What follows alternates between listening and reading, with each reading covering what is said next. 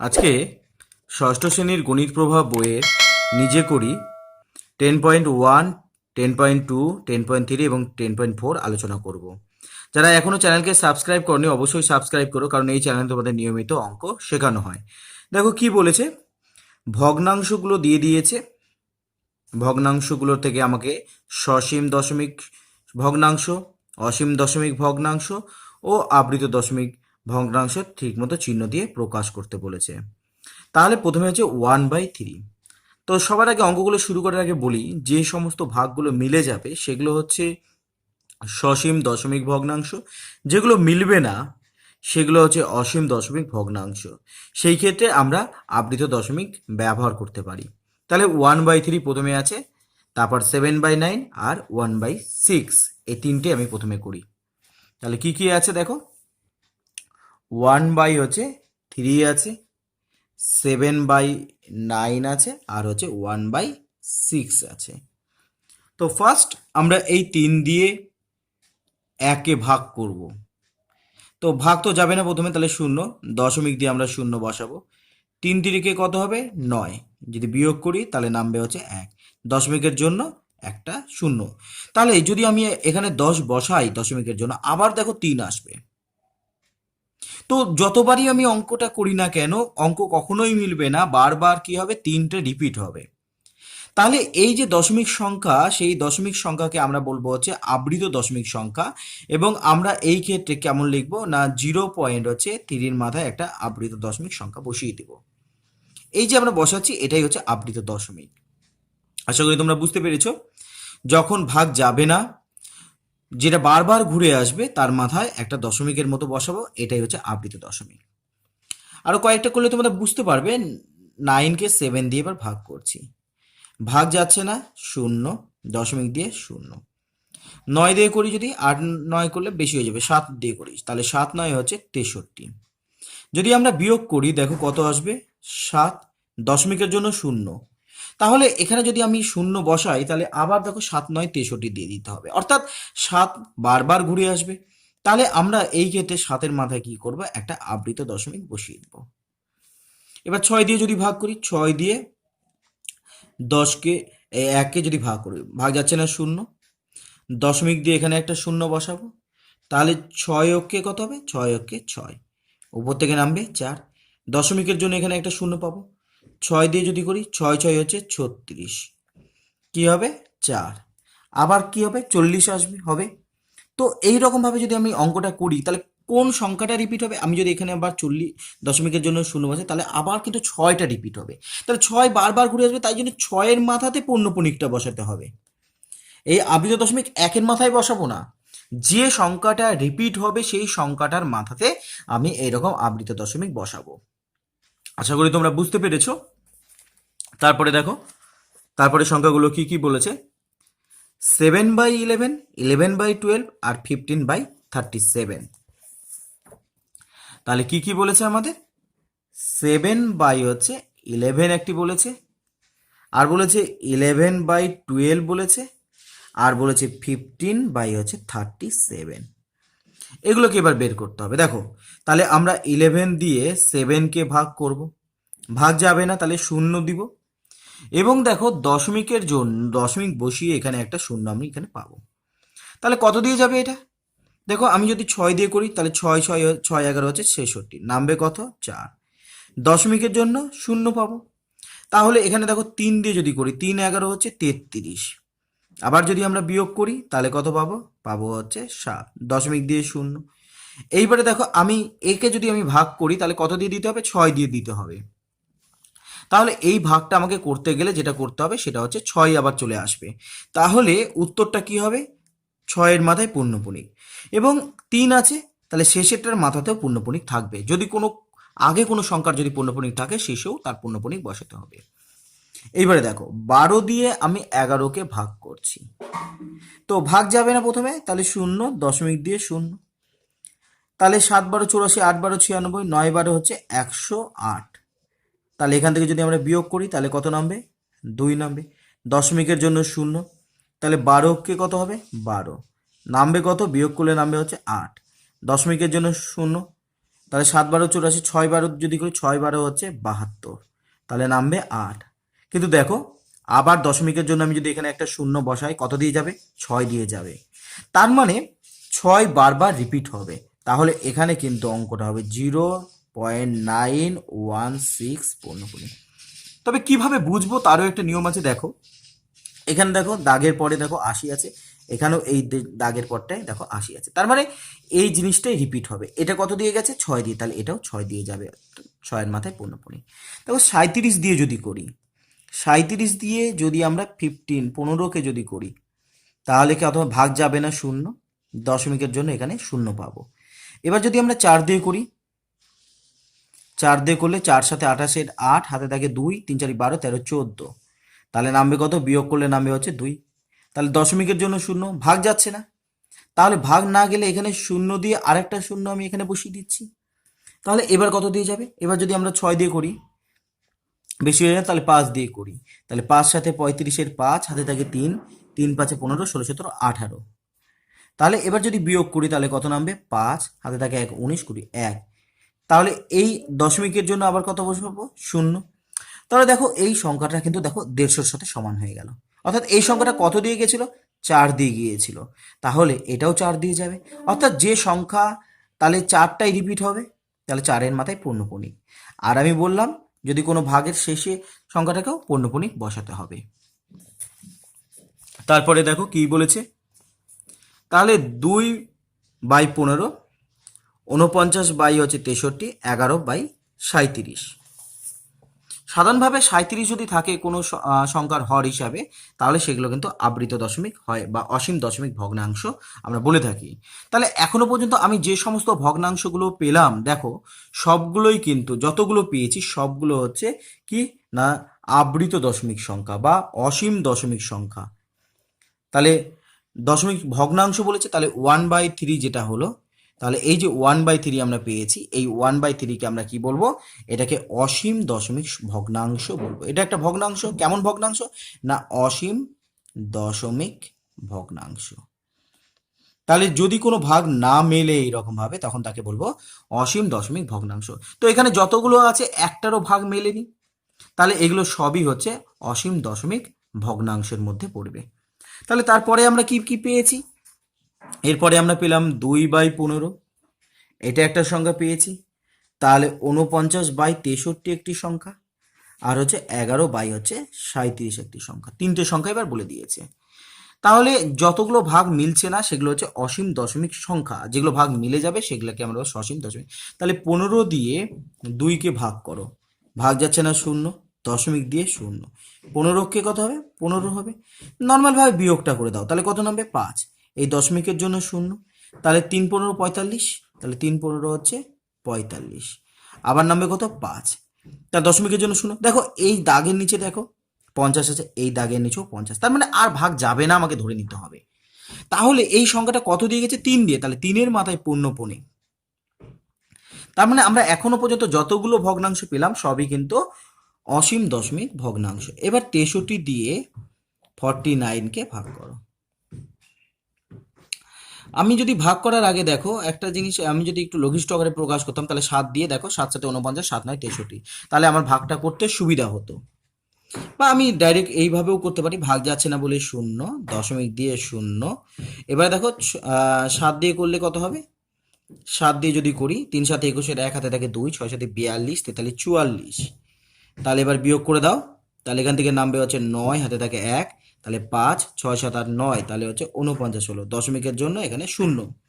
তাহলে আমরা 7 দিয়ে যদি করি আবার, তাহলে দেখো 7 দিয়ে করলে এটাই হবে 441, অর্থাৎ দেখো যেখানে শুরু হয়েছিল 490, আবার দেখো দাগের নিচে 490 আছে, মানে ঘুরে ফিরে এটাই আসবে, 490 বারবার আসবে, অর্থাৎ তাহলে এটা হচ্ছে 0.7-এর মাথায় পূর্ণপূর্ণিক। 7টা বারবার আসবে, তাহলে 7-এর মাথায় পূর্ণপূর্ণিক দিলাম।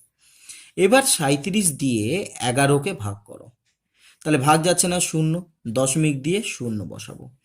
এবার কত দিয়ে যাবে? এবার যদি আমরা 3 দিয়ে করি, 3 দিয়ে করলে 3 7 21, 1 হাতে 2, 3 দিকে 9 10 11, 3 দিয়ে করলে বেশি হবে, তাহলে 2 দিয়ে করি, তাহলে 7 2 14, 4 হাতে থাকে 1, 3 2 6 1 7, তাহলে বিয়োগ যদি করে দিই, তাহলে 6 হাতে থাকে 1 8, 9 10 11, 3 হলো 36 হলো। এবার দশমিক আছে বলে শূন্য একটা বসাতে পারি, তাহলে এখানে আমরা 9 দিয়ে যদি করি, এবার 7 9 63, 3 হাতে থাকে 6, 3 9 27, 28 29 30 31 32, 33। তাহলে এবার বিয়োগ করে দাও, তাহলে কত নামবে? 7 হাতে থাকে 1 4 5 6 2 27 হলো। দশমিকের জন্য এবার আবার একটা শূন্য দিয়েছি। 9 দিয়ে যাবে না, 8 দিয়ে করি, তাহলে 7 8 56, 6 হাতে থাকে 5, 3 8 24, 25 26 7 8 29, তাহলে বেশি হয়ে গেল, তাহলে আমরা 7 দিয়ে দিব। তাহলে 7 দিয়ে করো, 7 7 49, 9 হাতে থাকে 4, 3 7 21, 22 23 24 25। তাহলে এখানে বিয়োগ যদি করে দিই, 9 1 10 হাতে থাকে 1, 26 27 1। তাহলে দেখো দশমিকের জন্য এটা শূন্য যদি আমি বসাই, দেখো কোথা থেকে শুরু হয়েছিল? 110, আবার কিন্তু সেই 110-এ চলে আসলো, অর্থাৎ এই 110 কত দিয়ে গেছিল? 2 দিয়ে, তাহলে 2-এ পূর্ণপূর্ণিক বসবে এবং শেষে যেটা থাকবে সেটাতেও পূর্ণপূর্ণিক বসে যাবে। আশা করি বুঝতে পারলে। তাহলে আমরা যে সংখ্যাগুলো এখনো পর্যন্ত পেলাম সবই তাহলে কি হলো? অসীম দশমিক ভগ্নাংশ হলো। এইবারে দেখো কি বলেছে, 12/20 এই 70, 1/2, 9/45। তাহলে আমরা সেই সংখ্যাগুলোকে আগে লিখে নিই।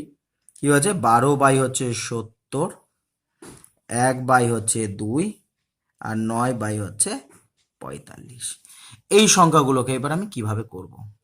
দেখো 70 দিয়ে 12কে ভাগ করো, ভাগ যাচ্ছে না শূন্য, দশমিক দিয়ে শূন্য, 70কে 70 বিয়োগ করো, 0 7 8 9 10 11 12, তাহলে কত নামবে? 5। দশমিকের জন্য শূন্য। এবার আমরা 7 দিয়ে যদি করি, দেখো 7 7 49 হবে, তাহলে 7 7 49 শূন্য, তাহলে কত নামলো? 10। দশমিকের জন্য শূন্য, তাহলে 70কে কত হবে? 70কে 70, তাহলে কত নামবে এখান থেকে? এবার নামবে হচ্ছে 30। দশমিকের জন্য আবার একটা শূন্য আমি বসিয়ে দিলাম। তাহলে আমরা যদি এবার 4 দিয়ে করি, তাহলে 4 সাথে হচ্ছে 28 শূন্য, তাহলে এইবারে নামবে কত? এইবারে নামবে হচ্ছে 20। দশমিকের জন্য এবার শূন্য বসিয়ে দিচ্ছি আবার। এবার 2 দিয়ে করো, 7 দুগুণে 14 মানে 140, তাহলে বিয়োগ যদি করি তাহলে কত নামবে? 60। আবার একটা শূন্য বসিয়ে দাও, তাহলে 8 দিয়ে করো, 7 8 হচ্ছে 56, তাহলে কত হবে বিয়োগফল করলে? 40। দশমিকের জন্য আবার একটা শূন্য বসাও, তাহলে এবার 5 দিয়ে করো, 5 দিয়ে করলে কত হবে? 5 7 35, তাহলে শূন্য নামলো কত? 50। আমি দশমিকের জন্য আবার শূন্য যদি, দেখো এই দাগের নিচে দেখো 50, আবার এখানে দেখো এখানে দাগের নিচে 50 আছে, তার মানে এই সংখ্যাটা কত দিয়ে গেছিল? এই সংখ্যাটা কিন্তু তোমার গিয়েছিল হচ্ছে 7 দিয়ে। তাহলে পূর্ণপূর্ণিকটা 7-এ বসবে এবং শেষের দিকে একটা পূর্ণপূর্ণিক বসে যাবে। এইভাবে কিন্তু আমাদের অঙ্কটাকে করতে হবে। তাহলে এই যে ভাগ করার পর এই দাগের সাথে যদি এই দাগের যদি সংখ্যা মিলে যায়, তার মানে আমি আর করব না, সেখানে স্টপ করে দিব। তাহলে আশা করি তোমরা বুঝতে পেরেছো কিভাবে করতে হবে। এবারে দেখো 1/2, তাহলে 1/2কে যদি করি, ভাগ যাচ্ছে না শূন্য, দশমিক দিয়ে শূন্য, তাহলে 5 দুগুণী কত? 10। তাহলে এই একটা ভগ্নাংশ আমি পেলাম, যেটাকে আমরা বলবো সসীম দশমিক ভগ্নাংশ। তাহলে সসীম দশমিক ভগ্নাংশ আমি একে বলবো, কারণ এটা ভাগ মিলে যাচ্ছে, তাই জন্য এটা হচ্ছে সসীম দশমিক ভগ্নাংশ। এইবার দেখো 45 দিয়ে 9কে ভাগ করতে বলেছে, ভাগ যাচ্ছে না শূন্য, দশমিক দিয়ে শূন্য, 45 দুগুণী কত হবে? 90। এটাও মিলে গেল, তাহলে 9/45কেও আমরা কি বলতে পারবো? সসীম বলবো, সসীম দশমিক ভগ্নাংশ বলবো, দশমিক ভগ্নাংশ আমরা বলতে পারি, ভগ্নাংশ বলবো। কত আছে? 11/10/12 আর হচ্ছে 6/13। তাহলে এখানে আমাকে দুটো সংখ্যা দিয়েছে। কি কি দিয়েছে? না 11/10/12 দিয়েছে, আর হচ্ছে 6/13 দিয়েছে। তাহলে এটাকে যদি করি, দেখো তাহলে কত হবে? 12কে 12, তাহলে 12 2 হাতে থাকে 1, 12কে 12 1 13, তাহলে 12 দিয়ে 11কে গুণ করতে হবে, তাহলে 12কে 12 2 হাতে থাকে 1, 12কে 12 1 13 মানে 132, তার সাথে 10কে যোগ করে দিতে হবে, তাহলে কত হবে? 142 বাই কত? 12। তাহলে এই যে 12 দিয়ে 142কে আমরা ভাগ করতে পারি।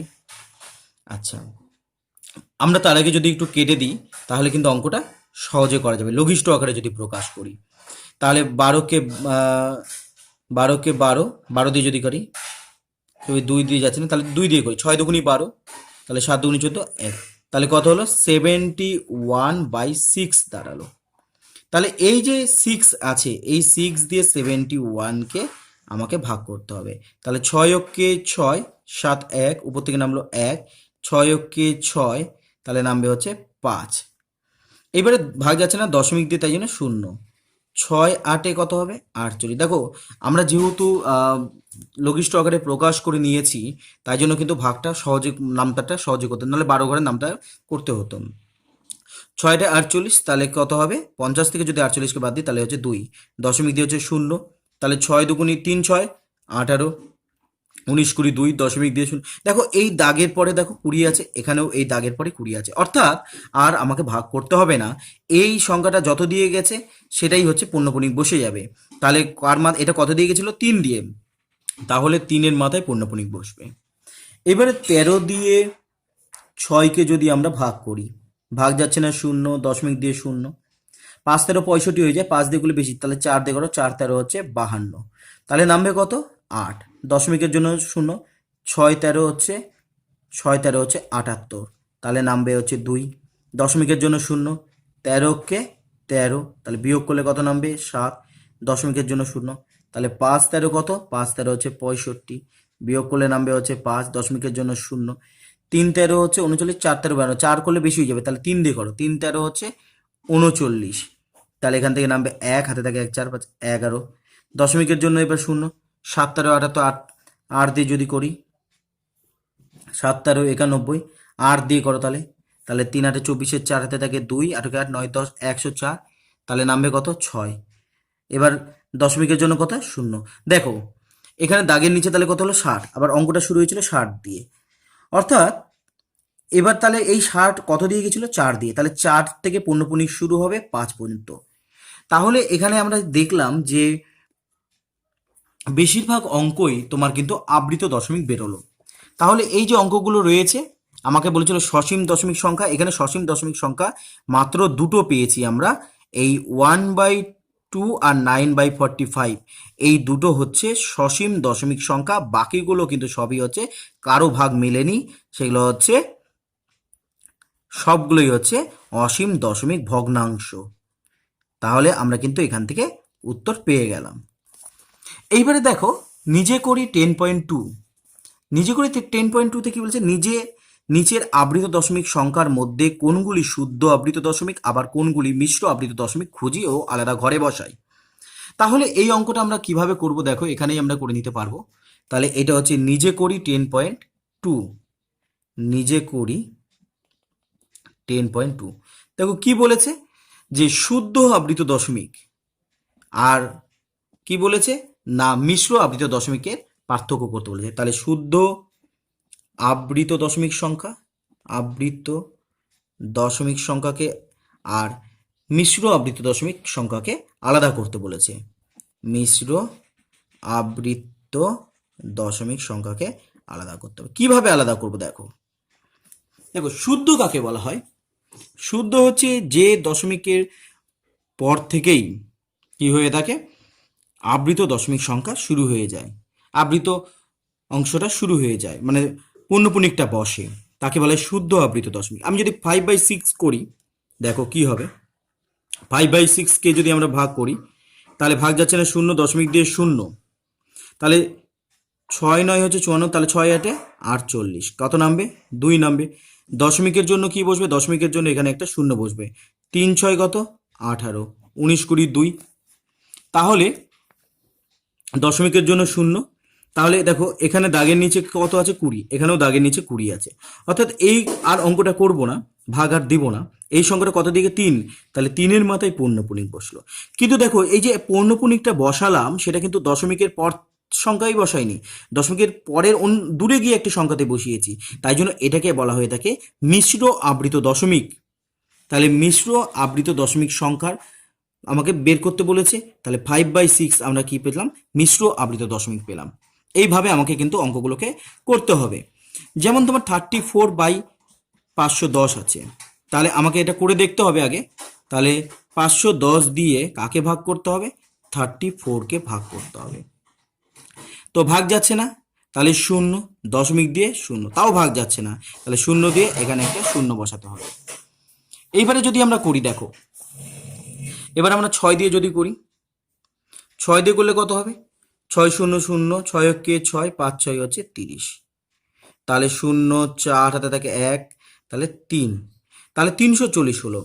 তাহলে দশমিক দিয়ে এবার শূন্য বসিয়ে দিচ্ছি, আবার 6 দিয়ে করছি। 6 দিয়ে আর করবো না, কারণ কি দেখো, দেখো দাগের নিচে কি আছে? 3400, এখানে 3400 দিয়ে শুরু, এটা কত দিয়ে গেছিল? এই সংখ্যাটা গিয়েছিল হচ্ছে 6 দিয়ে, তাহলে 6 এর মাথায় পূর্ণপূর্ণ। তাহলে এই সংখ্যাটাও দেখো তোমার হচ্ছে দশমিকটা কিন্তু পরের কোনো সংখ্যা থেকে শুরু হয়েছে, তাহলে এই যে সংখ্যাটা আছে 34/510, এটাও কিন্তু আমরা আবৃত দশমিক বলতে পারি। এইভাবে আমরা, হ্যাঁ, আবৃত দশমিক তো অবশ্যই মিশ্র আবৃত দশমিক, কারণ দশমিকের পরের সংখ্যা থেকেই আবৃত দশমিক বা পূর্ণপূর্ণিকটা শুরু হয়নি, সেই জন্য এটাকে আমরা বলবো মিশ্র আবৃত দশমিক। এইবারে দেখো আরেকটা করিনি, যেমন 52/41, তাহলে 52/41, তাহলে 41 দিয়ে কি হবে? 41 দিয়ে 52কে ভাগ করতে হবে, তাহলে 1 দিয়ে দাও, তাহলে 41 হবে, তাহলে 1 1, দশমিক দিয়ে কি বসাবো? দশমিক দিয়ে এখানে একটা শূন্য বসিয়ে দিচ্ছি। তাহলে আমরা যদি 2 দিয়ে করি, তাহলে 2 কে 2, 4 দুগুণি হচ্ছে 8, তাহলে এখানে বিয়োগ কর, তাহলে 8 হাতে থাকে 9, 10 এগারো 2, দশমিকের জন্য শূন্য। 7 দিয়ে করলে বেশি হয়ে যাবে, 6 দিয়ে করো, 6 কে 6, 4 6 হচ্ছে 24, তাহলে এই ক্ষেত্রে দেখো বিয়োগ যদি করি, তাহলে নামবে হচ্ছে 4 হাতে থাকে 1, 5 হচ্ছে তার 3, 34, তাহলে দশমিকের জন্য এখানে কি বসাবো? শূন্য। এবার দেখো 4 দিয়ে আছে তো, 4 7 4 8 32, তাহলে 8 দিয়ে যদি করি, 8 ওকে 8, 4 8 হচ্ছে 32, তাহলে এখান থেকে 2 হাতে থাকে 1, তাহলে 33 34 1, তাহলে দশমিকের জন্য এখানেও একটা শূন্য বসিয়ে দিলাম। তাহলে এবার যদি আমরা 3 দিয়ে করি বেশি হয়ে যাবে, তাহলে 2 দিয়ে করো, 2 কে 2, 4 দুগুণি হচ্ছে 8, তাহলে 8 হাতে থাকে 1, 9 10 11 12 3, তাহলে 380 হলো। আবার দশমিকের জন্য একটা শূন্য বসিয়ে দাও, তাহলে 4 8 4 9 36, তাহলে 9 দিয়ে করলে দেখি, 9 কে 9, 4 9 হচ্ছে 36, তাহলে হাতে থাকে 1 7 একে 8, দশমিকের জন্য শূন্য। দেখো এখানে দেখো এই দাগের পরেও 110 চলে আসলো, আবার এখানে দাগের পর 110, তাহলে আমি আর করব না। এই 110 কত দিয়ে গিয়েছিল? এই 110টা গিয়েছিল হচ্ছে তোমার 2 দিয়ে, তাহলে 2 এর মাথায় পূর্ণপূর্ণিক হবে, আর শেষের মাথায় দেখো দশমিকের পরের সংখ্যা থেকেই পূর্ণপূর্ণিকটা শুরু হয়েছে, তাই জন্য এটাকে আমরা বলবো শুদ্ধ আবৃত দশমিক। তাহলে এখান থেকে আমরা পেয়ে গেলাম 52/41, এটাকে আমরা শুদ্ধ আবৃত দশমিক বলবো। তাহলে যখন আবৃত দশমিকটা দশমিকের পর থেকে শুরু হবে, তাকে আমরা শুদ্ধ আবৃত দশমিক বলবো। যদি কোনো সংখ্যার পর থেকে যদি শুরু না হয়, এক বা একাধিক সংখ্যার পরে গিয়ে যদি আবৃত দশমিকটা শুরু হয় এই অঙ্কগুলোর ক্ষেত্রে, তাহলে তাকে আমরা বলবো মিশ্র আবৃত দশমিক। তাহলে আমরা আরো 2 একটা করে নিই, তাহলে 15/13 আর 4/7, তাহলে 15/13, তাহলে 15/13 আছে, আর একটা করবো হচ্ছে 4/7, এই দুটোর আমার ভাগ করে দেখতে হবে, তাহলে প্রতিটা ক্ষেত্রে আমাকে ভাগ করে করে দেখতে হবে। তাহলে 13 দিয়ে যদি আমি 15কে ভাগ করি, তাহলে 13 কে 13, 14 15, তাহলে 2, দশমিকের জন্য শূন্য, 13 কে 13, তাহলে নামবে হচ্ছে 7, দশমিকের জন্য শূন্য, তাহলে 5 13 কত? 5 13 65, তাহলে এখান থেকে আমরা 5 পাবো, দশমিকের জন্য শূন্য। তাহলে 3 13, এবার 3 দিয়ে যদি করি, 3 13 39, কারণ 4 দিয়ে করলে তো 52 হয়ে যাবে, 3 13 তাহলে 39, তাহলে এক হাতে থাকে 4 5 1, তাহলে 11 হলো। দশমিকের জন্য এখানে শূন্য বসাবো, তাহলে 7 13 91, 8 দিয়ে যদি করি, 8 13 হচ্ছে 104, 3 হাতে 24 4 থেকে 104, তাহলে নামবে 6, তাহলে দশমিকের জন্য শূন্য, তাহলে 13 ঘরে যদি নামতে পারি, 5 13 65, 5 হলে বেশি হবে, 4 দিয়ে করো, তাহলে 4 13 হচ্ছে 52, তাহলে বিয়োগ করলে কত নামবে? 8, তাহলে বিয়োগ করলে 8 হয়ে গেল, তাহলে দশমিকের জন্য এখানে বসাবো কত? শূন্য, তাহলে 6 13 78, তাহলে এখানে বিয়োগ করলে আমরা 2 পাবো, দশমিকের জন্য শূন্য। এবার একটা জিনিস দেখো, এখানেও দাগের পরে দেখো 20 চলে আসলো, এখানেও দাগের পর 20 আছে, অর্থাৎ আমাকে আর ভাগ করব না।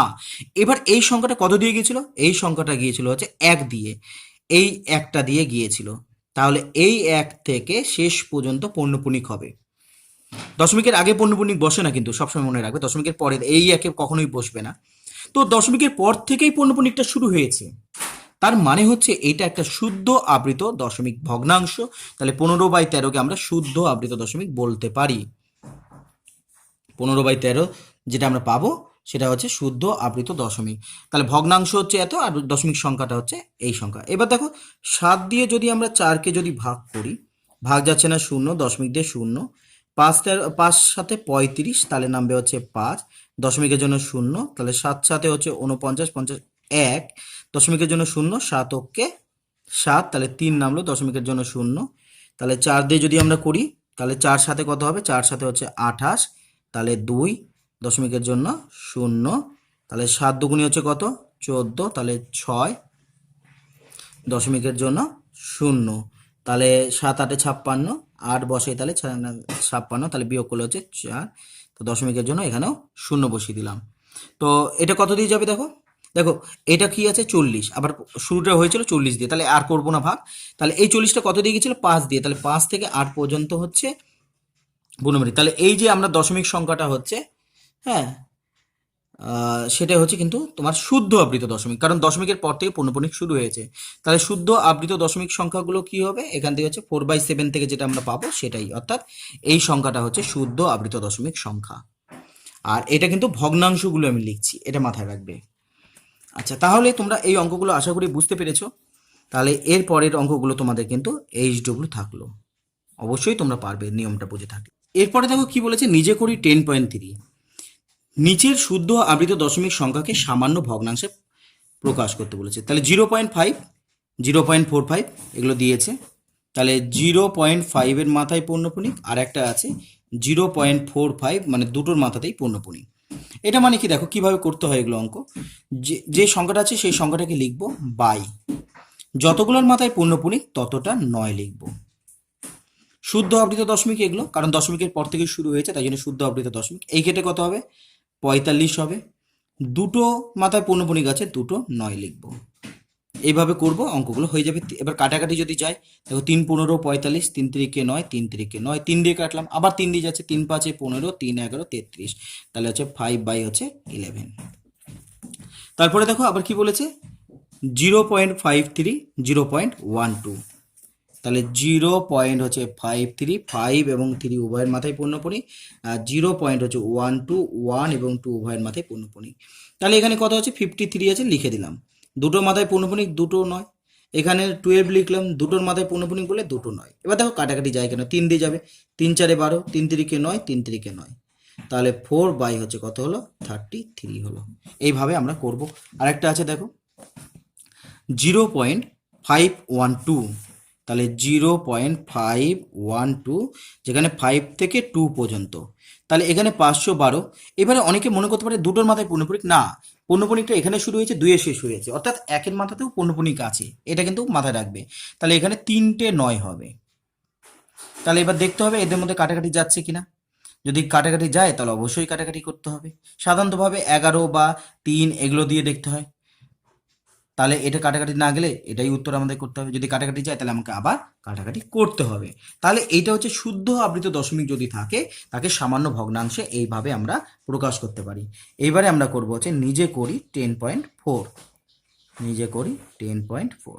দেখো 10.4-এ কি বলেছে, এগুলো হচ্ছে মিশ্র আবৃত দশমিক সংখ্যা আছে। কি কি আছে, 0.27-এর মাথায় পূর্ণপণিক, 0.081-এর মাথায় পূর্ণপণিক, 2.82-র মাথায়। দেখো এগুলো সব মিশ্র। কেন মিশ্র, কারণ দশমিকের যে পূর্ণপণিকটা সেটা কিন্তু দশমিকের পর থেকে শুরু হয়নি, তাই জন্য এটাকে আমরা কিন্তু বলে থাকি মিশ্র আবৃত দশমিক সংখ্যা।